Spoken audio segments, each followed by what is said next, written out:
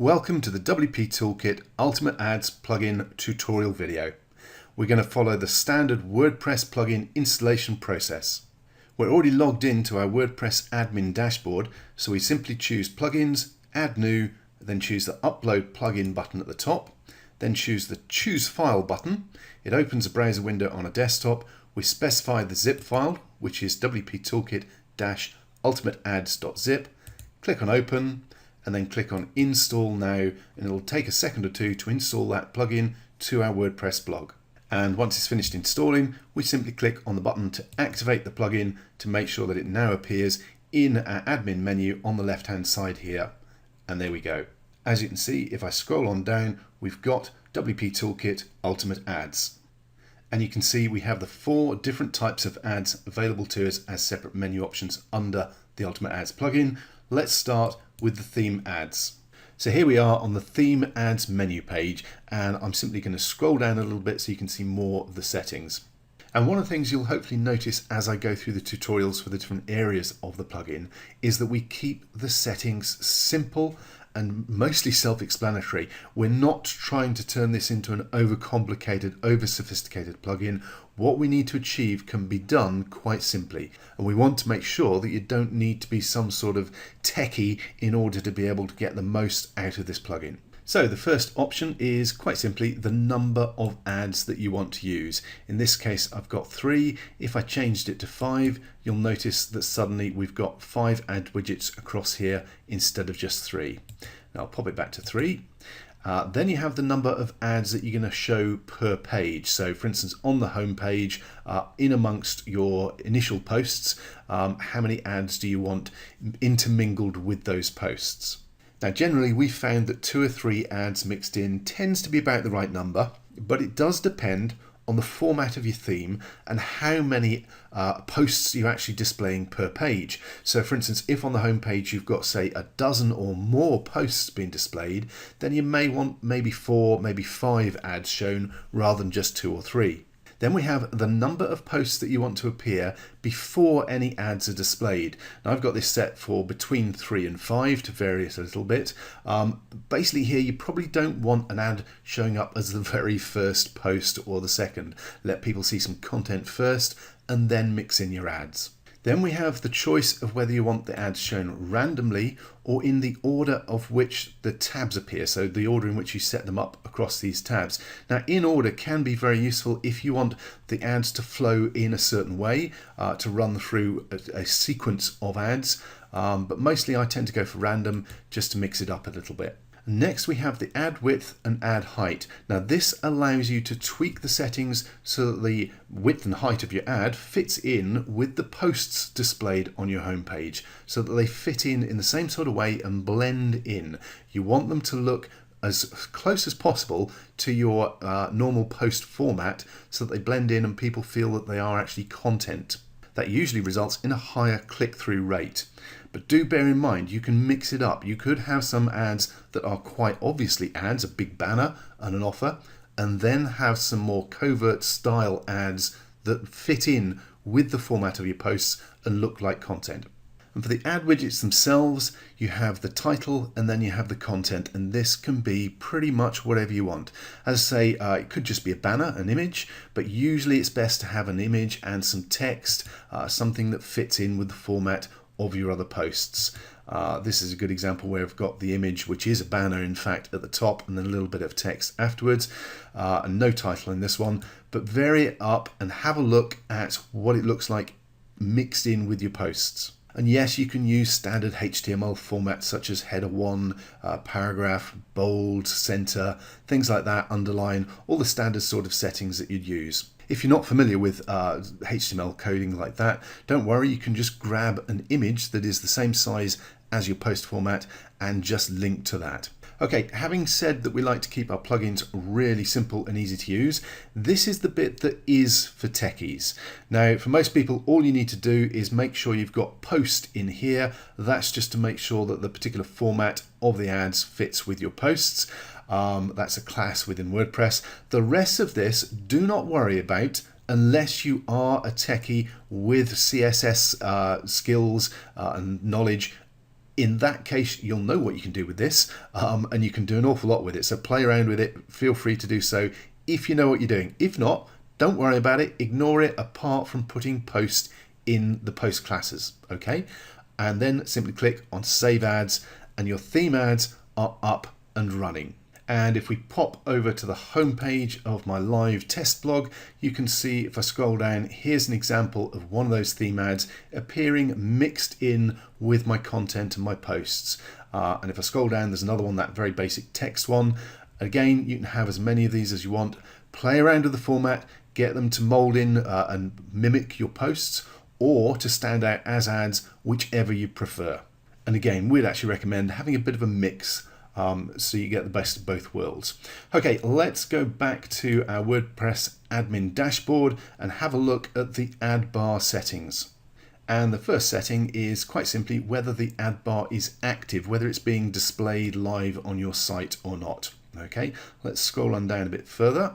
And you can see that we have quite a lot of space for the actual setup of our action bar, and you have a HTML editor with the visual view or the text view where you can actually get into the code.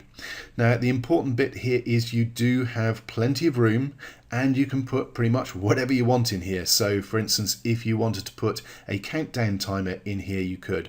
If you want to put an actual ad in here, you could.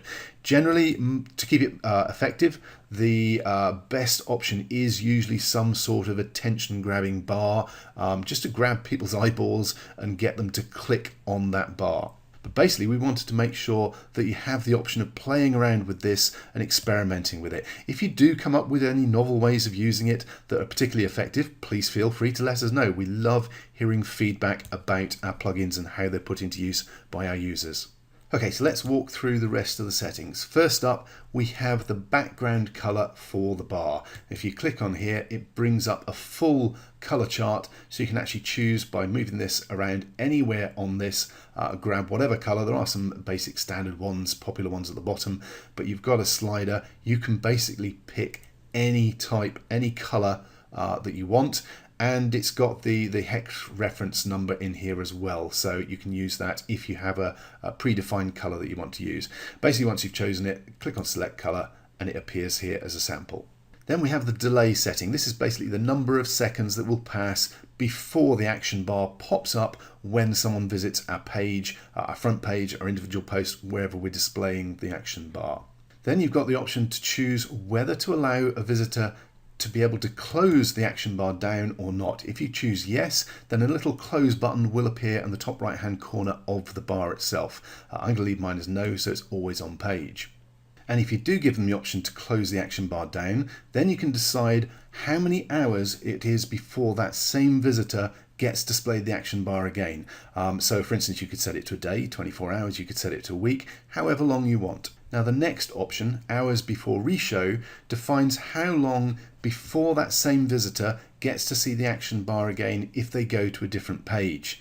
So for instance, at the moment I got it to 0, so every time they open up a new page, the action bar is going to appear. Alternatively, you could set it to not reappear to that same visitor no matter how many pages they go to for another hour or another 2 hours.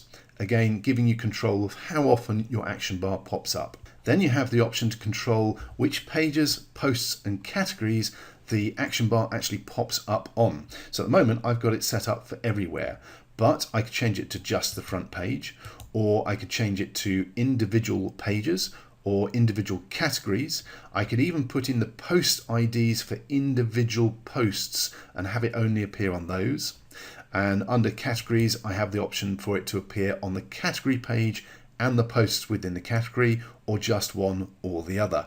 So we've got a lot of scope as to where the action bar is going to appear to make sure that it fits in with exactly when you want to put that in front of your visitors. Now I'm actually going to change this back to everywhere, and I'm going to scroll down and click on Save Settings. Okay, so next let's look at the pop-up messenger. And again, the first setting is whether the pop-up is actually active and running on your site or not. Now let's scroll down a little bit more. Now you may want to play around with the 3 different versions here for the different messengers to see which gets the best results for you, for your site, for that particular niche. It can vary.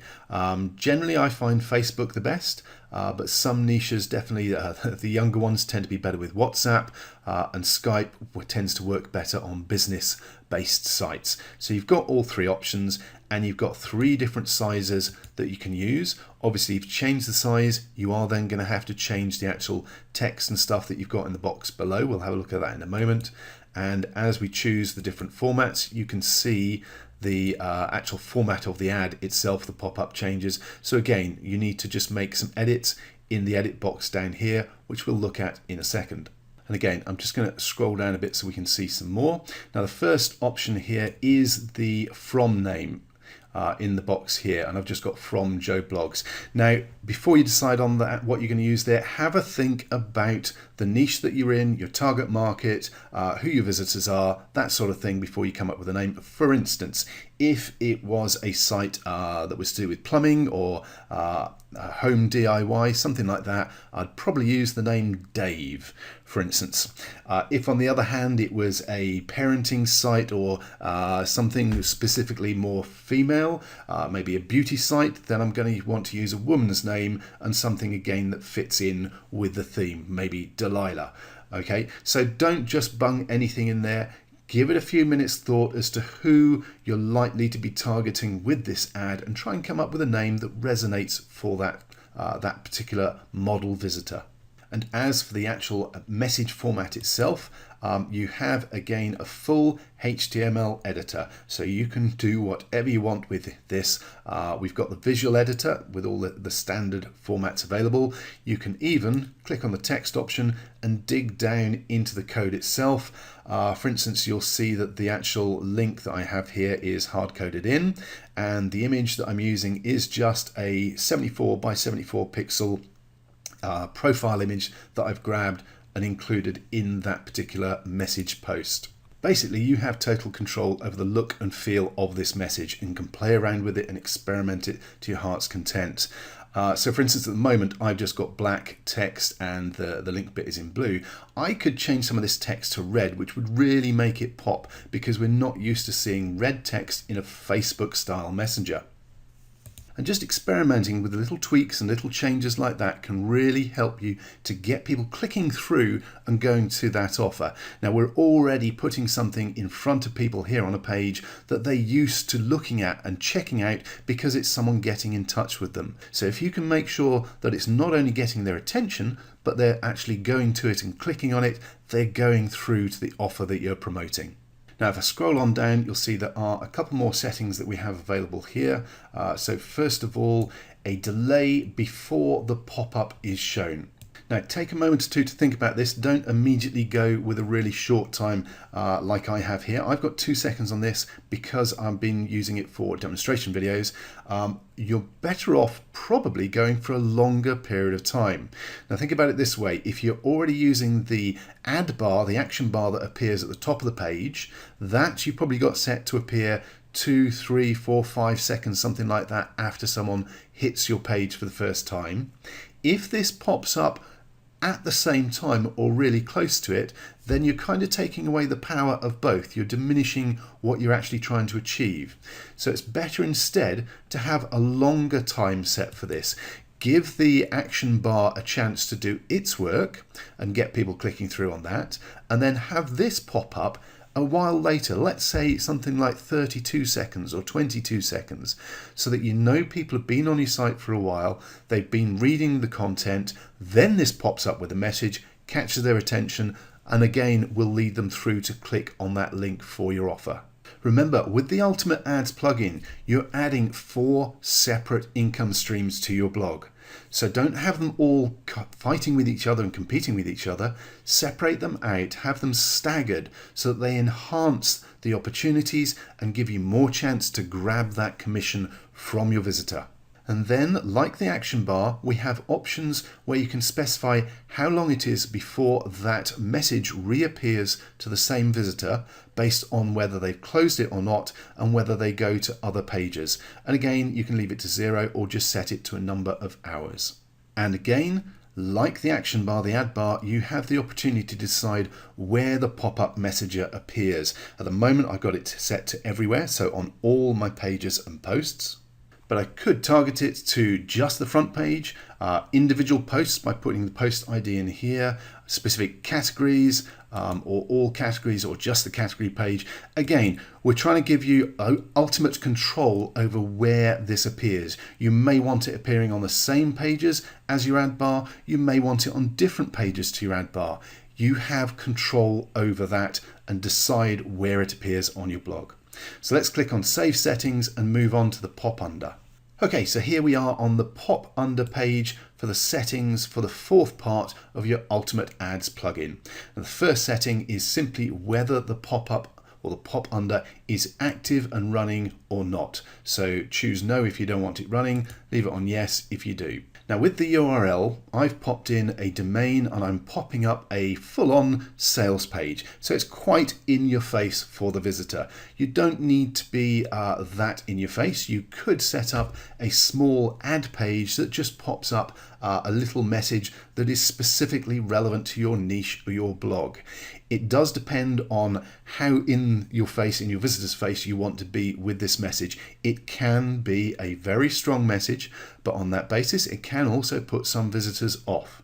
So I would highly recommend that you make sure it is a very congruent, very relevant, very targeted message that you're displaying to people, because it is popping up in a new browser window. Depending on which browser they're using, sometimes it pops under, sometimes it pops on top of their existing window. And on that basis, this is one where, in our experience, it works far better if you actually target it either to a specific category or indeed to individual posts, rather than having it pop up whenever someone hits your site or goes to any page. At the moment, I've got it set to everywhere simply for demonstration purposes so that it pops up straight away. But again, in our experience with testing, it is going to be more effective if you narrow it down to a specific category or individual posts where the offer and page that you're popping up is highly targeted to that particular content. I also highly recommend that you experiment with it. Try it with different offers and different pages. If you get it right, you'll be amazed at just how effective this is. If you get it wrong, you'll know because it's not actually doing anything. You've got to find that congruency. You've got to find an offer that resonates with the content that the visitor's on, something that is highly targeted for the niche that you're in. Get it right and you'll be very, very happy with the results. Okay, so that's a run through of how your WP Toolkit Ultimate Ads plugin works. And we hope you experience the same kind of amazing results that we get using these income streams on our blogs. If you have any questions, if you have any feedback, if you have any ideas that you want to share with us, please feel free to get in touch via the support desk. We are always interested in hearing your feedback, and especially any wonderful, interesting ways that you come up with of using the plugins. Thank you very much for watching.